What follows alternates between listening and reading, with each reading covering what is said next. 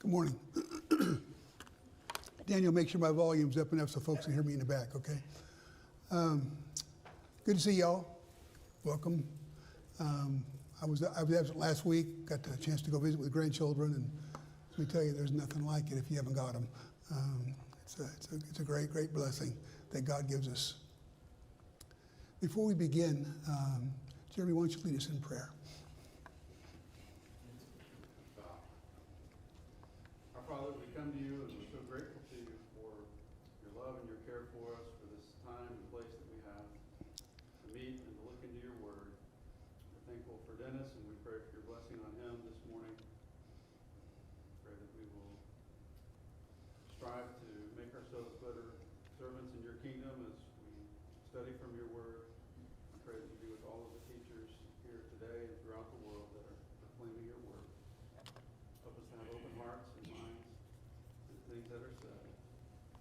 We ask your blessing on all of those who need your healing and comfort, and we pray that we can be an encouragement to them. We just ask that you would continue with us through this hour. I worship to you this morning, that all that we do would be pleasing to you. We pray this in Jesus' name. If you've not been with us for this study, we've been engaged in a several-week study to get to the point where we can look at the greatest moral teachings ever taught in history, and that's the Sermon on the Mount. There's more to it than morality there, but significantly amount of morality. We're going to almost arrive today, hopefully, so we'll see where we get. So let's briefly review where we've been. God had a purpose and a plan in creation. His purpose was relationship, and the reason why is because he loves us. That plan is universal in its scope. It's offered to all human beings, and aspects of it are offered to every human being. Actually, all of us offer to every human being, but aspects of it are not conditional. They're universal.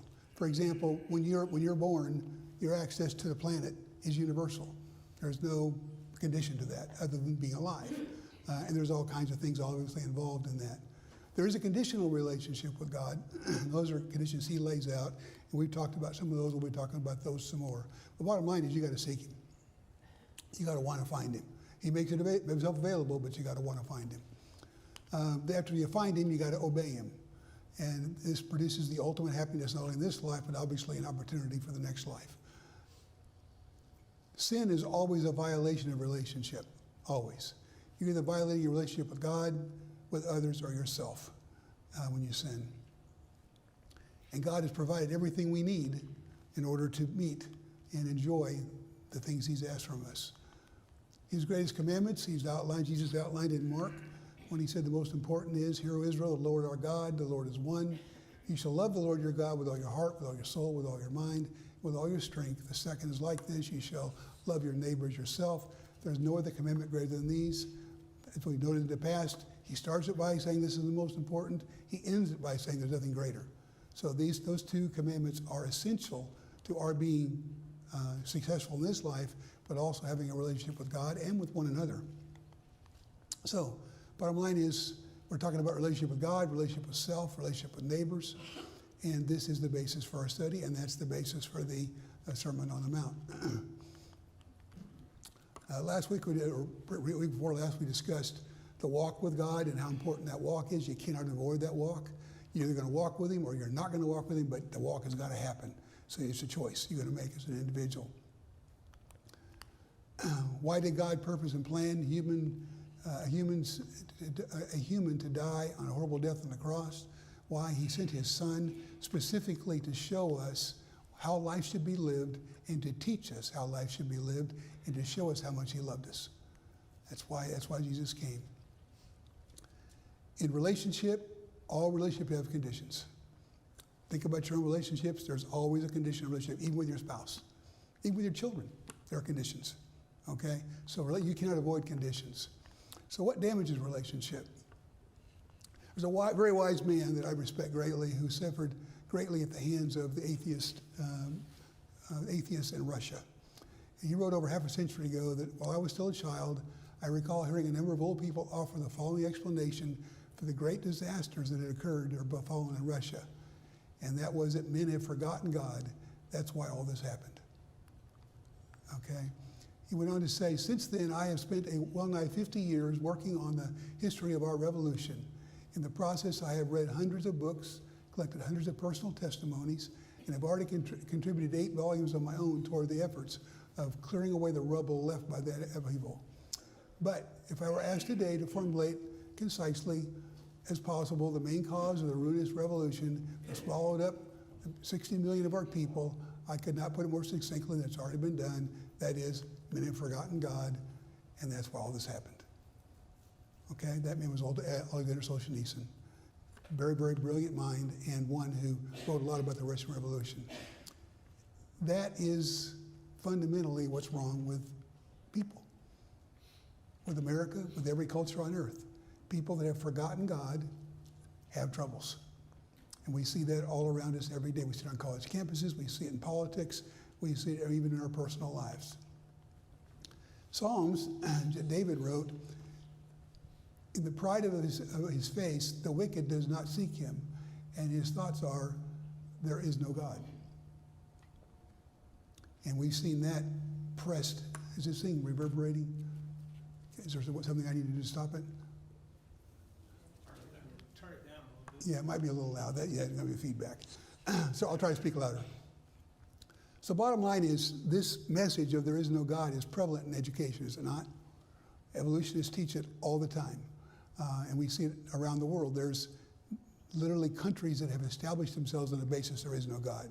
You go to China, that's what they're all about. Other countries, obviously, too. North Korea, others. David says in both Psalm 14 and Psalm 53, this is basically the same thing. There is no God. So basically, he's repeating himself. He said it twice. Must have been important then. It's still important now, right? And that's what Solzhenitsyn was talking about too. The Hebrew word for fool in these verses is nabal. And it designates a person who is morally bankrupt, spiritually insensible, and thus foolish. The word points less to intellectual deficiency and more to willful godliness, coarse indolence, and other degeneracies. So this is an intellectually capable person. We're not talking about somebody who doesn't have the mind to think. We're talking about somebody that has the ability to think. And when they reject God, they are being a fool. That's what the Bible calls them. And basically they're, as it says here, spiritually insensible. If you've met somebody who's an atheist, they don't want to talk about anything that's not materialistic. They depend on the material world. What's ironic about it is that everything about them, their mind, is not material. A thought is not material. Okay? Conscience is not material. The things that make them who they are is not material. You know, C.S. Lewis remarks, and I'm going to paraphrase him, he remarks that if it was all materialistic, then none of this would matter. There would be no conscience. Your body would just take you where you're supposed to go. You would seek food, whatever, but there would be no conscience involved in it. You would just do it because your hungers or your emotions or your needs are driving you to it, like an animal's. Scripture pairs the term fool with a covenant infidelity, moral corruption, social disruption, and divine judgment. When you act foolishly, it's not a good position to be in with God. By contrast, wisdom is rooted in the knowledge of the holy, offers redemption from such folly, a redemption ultimately manifested in Jesus Christ and made effective in his will and the trust and obeying in him. This knowledge and wisdom must be sought. It doesn't fall on you accidentally. Okay? Our God clearly created us with a mind for a reason. We may not use it. We may choose not to use it. But he created it for a reason, all right? And I think, basically, he created it so we would seek him. That's the purpose for our mind. Yes, we have to use it to survive in this life, but bottom line is to seek him. He wants us to find him. He wants relationship. Jesus talked about in the Sermon on the Mount, seek ye first the kingdom. He talked about asking, seeking, and knocking. Both are actions, to drive us towards seeking God. Y'all are welcome to comment on this if you want to. So setting the logistical stage for the words Jesus spoke in the sermon, we're going to go through a pretty significant series of logistical discussions of what was going on in the background before this all happened. So there's an historical context, and then Matthew and Luke reflect the prior actions of Jesus before he got to that mount. And they're important to note because it sets the stage for it. So we know that Rome ruled, and it ruled all the bordering countries around Israel, around the area. The Roman religion was predominantly polytheistic, the belief and worship of multiple gods, and this was brought on mostly by the Greeks, but other countries also. The Roman Empire tolerated various religions, including Judaism, but the official religion was the worship of the Roman deities and the emperor cult. Okay, and if you objected to those, you paid a penalty for it. Okay? So, this is a map of the Roman Empire. It's probably not going to be real good easy for you to see, but the shaded area was the Roman Empire. All the Mediterranean, which included Judea and Israel. The politics and religion were intertwined in the Old Testament. Politics and religion were always intertwined. We know that. And they remained so basically in the time of Jesus as far as Judea was concerned. But according to historians, about 95% of the people were not really involved in the politics.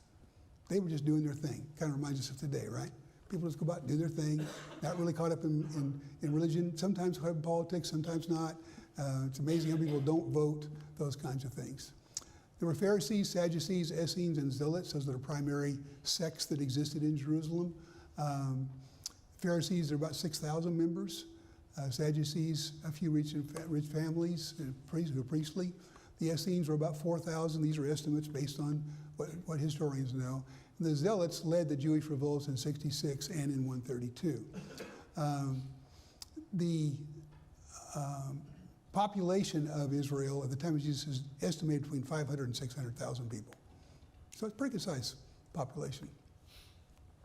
The Pharisees were the most popular group, emphasizing strict adherence to both the written and oral law, focused on purity and separation from the profane. They were often projected or depicted in the New Testament. Jesus had conflict with them constantly. There was some crossover that was positive, but there's a lot about the Pharisees that Jesus had trouble with. The Sadducees, obviously, were a small group. They basically controlled the temple, and they had the relationship with the Romans. That's how they maintained their power. And there were just a few basically priestly families who focused on that particular thing. And they rejected the oral tradition, resurrection, and things like that. The Essenes were a group that lived, we believe that the area around Qumran, if you've been to the Dead Sea area or know about it, that seemed to be where they went. John the Baptist is sometimes described as an Essene. We don't know that's true. But basically they emphasized purity, and they stayed away from the politics of the region. They were basically involved and focused on trying to be right with God.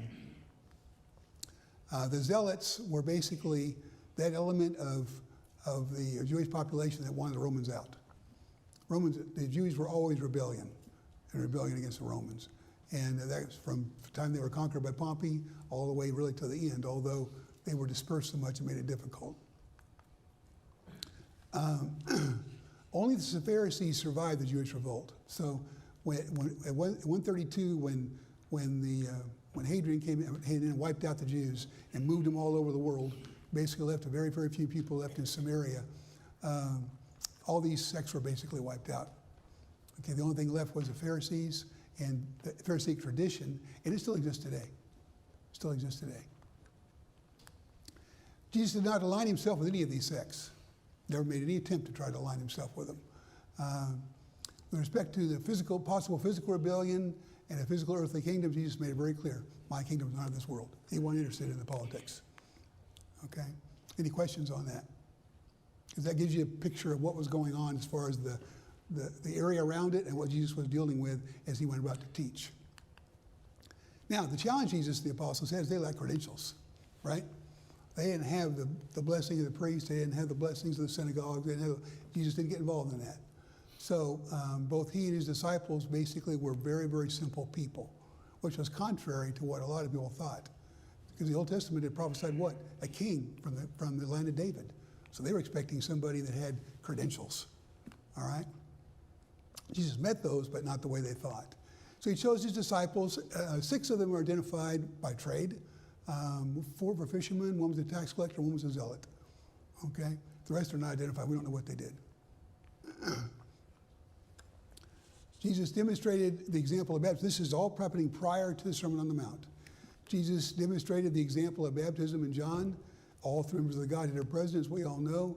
And he turns to John and says, John doesn't want to baptize him. He says, suffer it to be so. Why? That will fulfill all righteousness. Whose righteousness? Always God's. Yeah. Wasn't about Jesus needing to be righteous. It was about him bringing righteousness, right? Then he was tempted by Satan.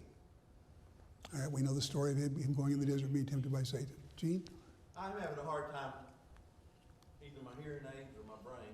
You're That's speaking okay. very quickly. Okay, I'll slow I'm down. having a little bit hard time understanding your words, and I was trying to get my ears. I'll slow down. I'm sorry. I have a habit of doing that. I've been criticized about it before. I'll try to slow down. I'm not telling you to do anything. I work harder at it. No, I need to work on it too. So, Jesus begins his earthly ministry. He does so by going into the synagogue, identifying himself as the one prophesied in Isaiah, and he's rejected. That begins his ministry. People say it began in Cana. I think this is where it began. Okay? He traveled locally, meaning healing many of the demons and various diseases. He healed Simon's mother, his mother-in-law. So basically, Jesus is actively preaching and healing. Okay? He preached in synagogues all over Judea. These are all scriptural things that happened before he gets to the Sermon on the Mount. He called his disciples in segments, right? Going about and picking them up as he went around. He taught about fasting and the Sabbath. So the Son of Man is the Lord of the Sabbath, which didn't go over well. He healed a man with a withered hand. He gathered all the disciples together, and he heads to the mount. Okay? All this activity. Now think about this. He's out healing. He's got people going around. There's lots of activity. Guess what happens as a result of that? Matthew 4 tells us, and he went throughout all Galilee, teaching in their synagogues and proclaiming the gospel of the kingdom and healing every disease and every affliction among the people. So his fame spread throughout all Syria. Now, Syria was the province that Judea was in, their own province. So that's a logistical designation. We'll get about that in a little bit. And they brought him their sick, the afflicted with various diseases and pains, those oppressed by demons, those having seizures, and paralytics, and he healed them. And it says, and great crowds followed him from Galilee and the Decapolis, and from Jerusalem and Judea, and from beyond the Jordan. Okay, we're going to get into the map history of that in just a second. In Luke it says, and he came down with them and stood on a level place, and with a great crowd of his disciples and a great multitude of people. So he's now on the mount. And where are they from? All Judea and Jerusalem and the seacoast of Tyre and Sidon, who came to hear him and to be healed of their diseases. And all the crowds sought to touch him, for power came from him and healed them all. So, why are they there? To hear? They're there to be healed. They're there for physical reasons, okay, for the most part, okay? So, I don't know if y'all can see this map. What I've tried to do here, if you look on the left, it's Matthew's listing of the areas that Jesus had preached in, or the people came from, I should say. And on Luke, it's Luke's list of the people where people came from. And then I've got stars that shows you every place but Samaria is mentioned around there. So I want you to realize this is a several 100-mile area that people are coming from to be touched by Jesus. The crowd was big, and it was dispersed and widespread. Okay? So this gathering that takes place, I don't think we can grasp it. We go to our sports events, we go to things like that to be entertained. These people were coming for their physical needs in a lot of cases. They were coming because they were desperate. Okay? And they don't know what was about to happen, but they are coming for their reasons. Okay? Jesus had other reasons, but they had their reasons. So, what was the stage? We got a tremendous excitement from the north, south, east, and west. Okay, the entire province of Roman Judea and much of Syria. Okay, the disciples of Jesus were chosen and present, so his disciples are there, and a great multitude. That's the scene that we have on that mountain when they come together. So, the Sermon on the Mount is described in 2 of the Gospels. In Luke, it's very brief.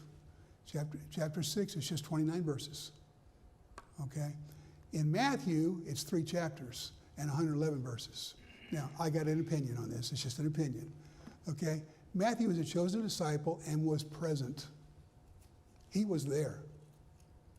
Luke was not a disciple, was not present. He's an historian reporting what happened. A reporter is going to condense things, right? But somebody's there can tell you the story. Okay? Both are accurate. Both tell you what happened. You're going to see a lot of similarities. But bottom line is they're different perspectives. Okay? Any questions on that? Anybody want to challenge that?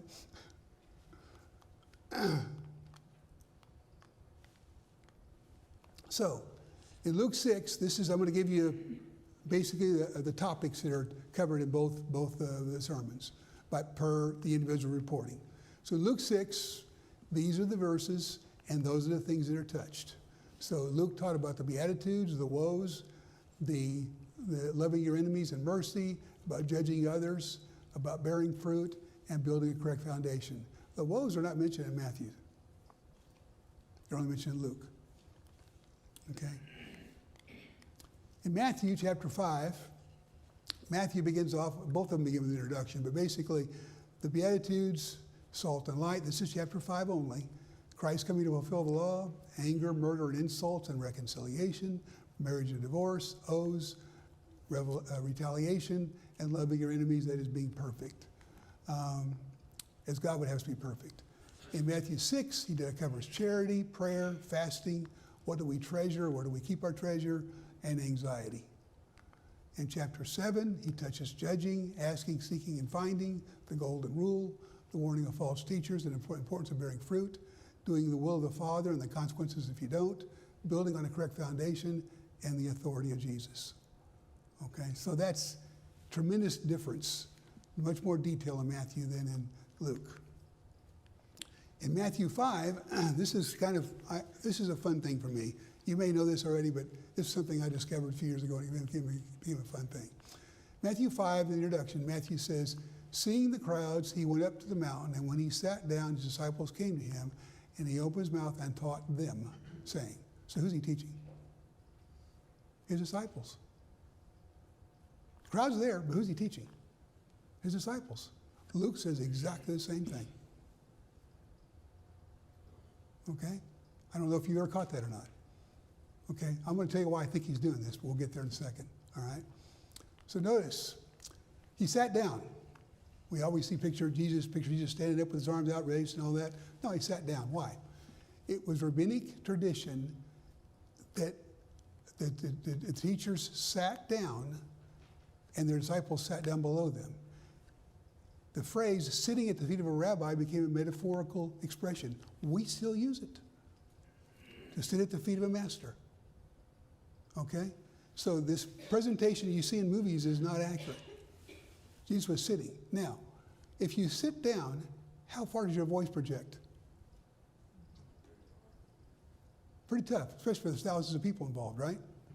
So, what happened? In Matthew 7, he finishes, and I want to make this point before I get to the other. And when Jesus had finished these sayings, the crowds were astonished at his teaching. Well, how did they learn? In Luke 7, it says, after he finished his sayings and the hearing of the people, he entered Capernaum. Now the crowds heard and were astonished. Okay. There's two possibilities. Both Matthew and Luke specifically mention the disciples and his focused audience. Both Matthew and Luke state the crowds heard and were astonished. How did Jesus transfer the information? How did it happen? Only two possibilities. Either they heard Jesus directly, or he's teaching the disciples who then go out and teach the people. I think it was the second one. Why? What's Jesus doing? He's mentoring. He's preparing. What's going to happen after he leaves? They've got to go do exactly what he's doing. He's got to teach them how to do that. Okay? So it's my personal opinion, and it's just an opinion, that Jesus is talking to the disciples who then went out and spread the gospel amongst the crowds. Okay? There's probably a back and forth. Okay? Most of the teaching in that day and time was done question and answer, question and answer, question and answer. Okay? Which kind of what we try to do in a Bible class, right? Okay? Barry? Why not both? It could have been both. It had to have been both. I mean, some people could hear him for sure. Okay? But not everybody could hear him. I don't think. Unless some kind of miracle is happening. And that's possible too. Okay? But it just makes sense to me that there's some mentoring going on here. Yes, sir. Well, it mentions that Jesus was healing people who were touching him. Yep. But there in Matthew, all it says is that he healed them. I always had the impression that when all these people came together with all these various diseases and problems from all over the region, he healed them. So if that's a group healing, because Jesus was miraculous. Sure. The whole word, that's a third possibility to include up there. Miraculously, they heard the words of Jesus. His voice went out, his knowledge went out, his love went out to all these. And what was No talked doubt. about these people? He healed them. So I don't know who was excluded in that statement. Nobody's excluded. Nobody, but he healed them. This population of people who are here to hear the sermon, their elements have now been put beside them. They're no longer sitting there agonizing over seizures and paralysis, all the other troubles that these people had. They're not there. He healed them. And now they're going to listen to the healer. Well, Jesus, almost without exception in the New Testament, takes care of physical need before he teaches. Right. Over and over and over again, he feeds and he teaches. He heals and he teaches. Not always, but almost in every case, he takes care of the physical need before he takes care of the teaching. We need to take a lesson from that.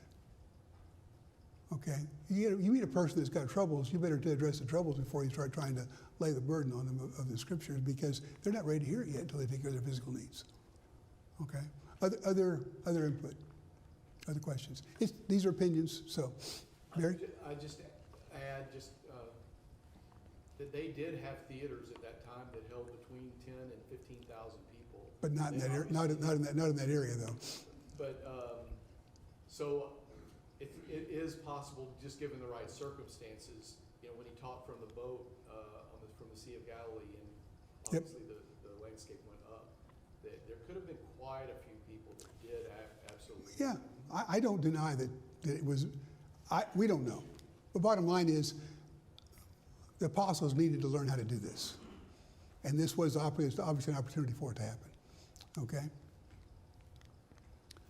Yes, sir. The example when Moses read the law to all the Jewish people, that was a very long sum of people as well.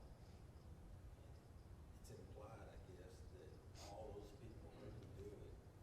Yep. Would read it back and forth or reciprocate. Yeah, I mean, God can do what he wants to do, right? So no denying that. And how information is spread, that's his business, right? But in Acts 2, obviously a miracle took place for those people to all hear. So no doubt he can do it if he chooses to. So on the left you have Matthew. On the right you have Luke. That's the Beatitudes in Matthew and Luke. And you see that Matthew again is more detailed than Luke. Okay, but what Luke says is completely in concert with what Matthew says. So it's interesting, other than the woke thing. All right, so I think I've shared this with you earlier on, but my take, this is a personal opinion, if you look at the Beatitudes in Matthew, they address God's self and others. And this is what's in black is my opinion on what each of the Beatitudes addresses. Okay, and I think this is important because we can avoid the fact that it's not about relationship, but at the end of the day, it's about relationship. Okay, it's about our association with one another and with God and self. And these passages all address that in one way or the other. In general, self is always involved, right? Who was the book written to? me and you. We're supposed to be the change agent, right? We're supposed to be the ones changed and affected by it. In Matthew 5, what I've done is I've taken God, self, and others, and I've taken what I did on the previous slide and put it in associated with each one. So each of the passages that are associated with those on this slide. Okay? And it helps me. Helps me to know what God's trying to say. You have your own way of approaching those verses, but all of us have our own way of approaching the Bible. But this helps me. So when I look at God, there's a relationship to law and oaths. That's about my relationship with God. Okay? The law is about my relationship with God. Oath making is about my relationship with God. Others is forgiveness and reconciliation. It's about non-resistance, willingness to be bested, the law of love. Those are all things that I have in my association with others. Self, the Beatitudes are obviously, many of those are about self. Rejoicing in the times of trouble, that's how the Beatitudes end. Becoming salt and light, sitting on a hill, that is self. Obviously the church does it too, but as an individual, I got to be doing it. And if I do it as an individual, I'm doing it with the church, as a member of the church, right? Let your light shine, righteousness, murder and anger, adultery, divorce. Those are all things that, as individuals, we address. Okay? Any questions on that? See what I'm trying to do? For us as humans, it was and it always will be about relationship with God, self, and others. Okay?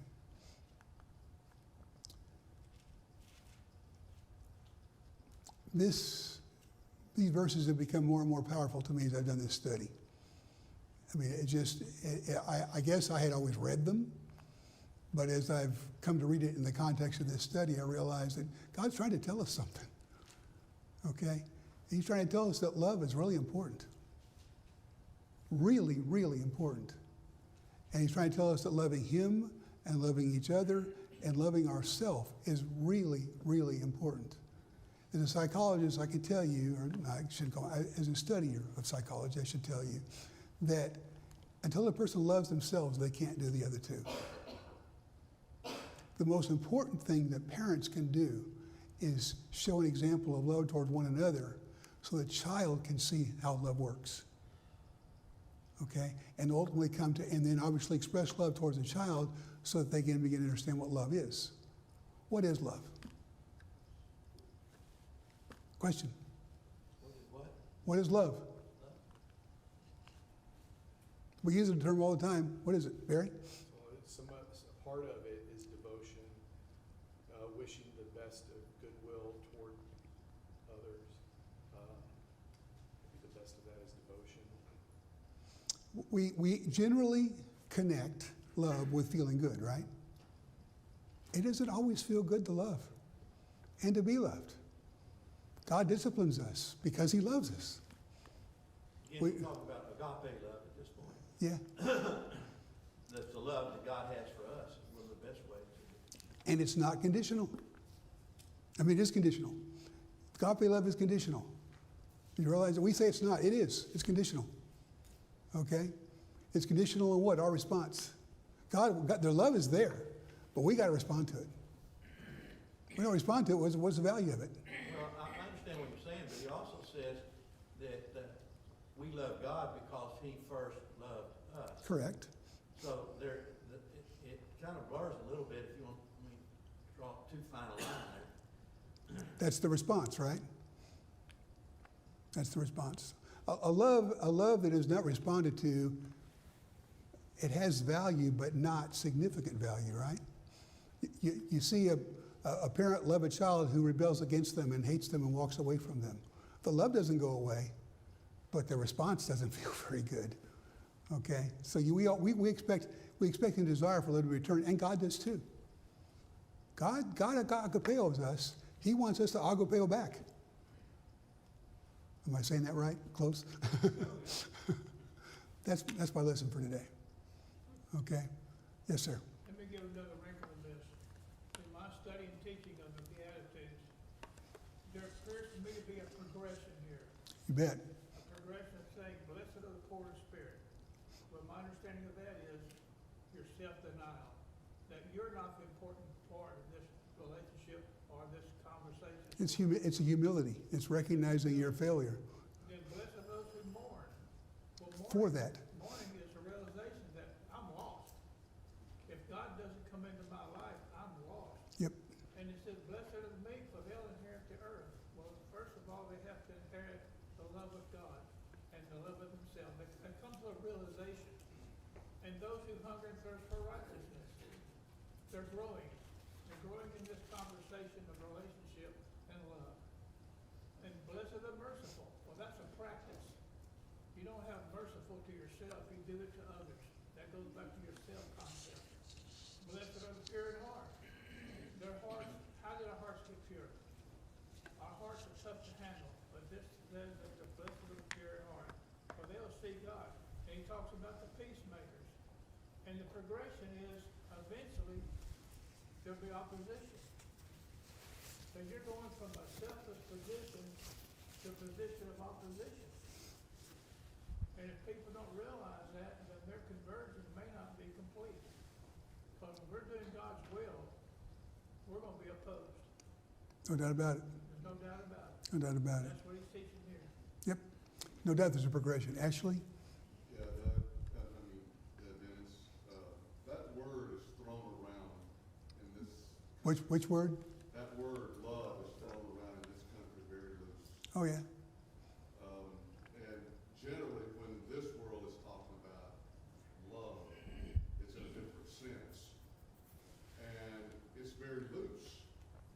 People that talk about love don't even know what that word means, because a whole lot of times what we have to do as Christians, if I love someone and I claim that I love them, I'm going to do what's best, not only for myself, but I'm going to do what's best for them.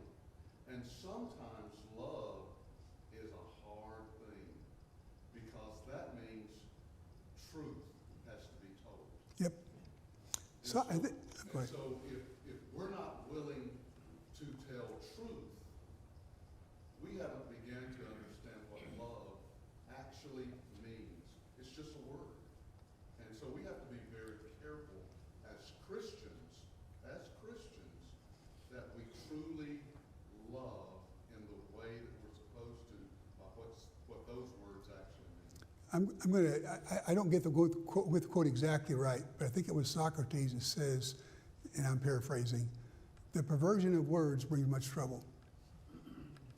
And we have definitely perverted words in our society. I mean, love is one of them.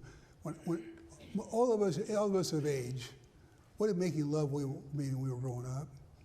It meant a committed married couple having a physical relationship, right? What does it mean today? It means having sex. It's could not be more perverted. Could not be more perverted. Okay? And there's a bunch of other words that are like that too. Another word that's perverted, two words that are perverted all the time, belief and faith. You know, people say all the time that belief and faith have no evidence. No rational person believes in something that has no evidence. That's an irrational thought. But people that want to think that they are superior because they, quote unquote, have facts. Well, it's just a question of how you interpret the facts, right? Yes, Gene? Many places, even in our various translations, the word love is translated charity.